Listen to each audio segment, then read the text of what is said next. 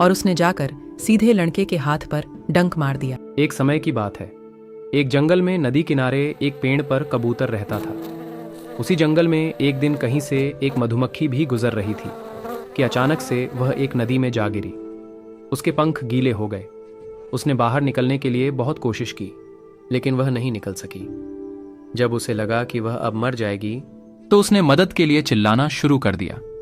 तभी पास के पेड़ पर बैठे कबूतर की नजर उस पर पड़ गई।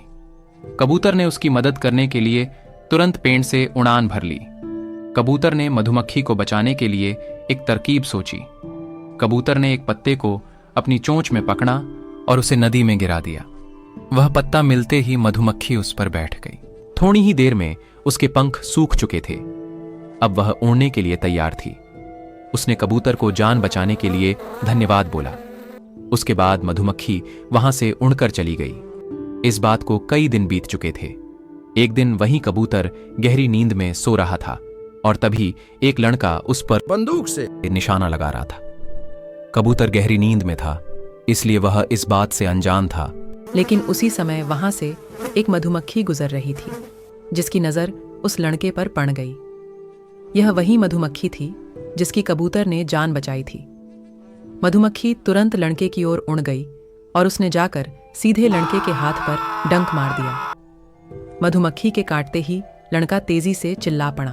उसके हाथ से बंदूक दूर जाकर गिरी। लड़के के चिल्लाने की आवाज सुनकर कबूतर की नींद खुल गई थी।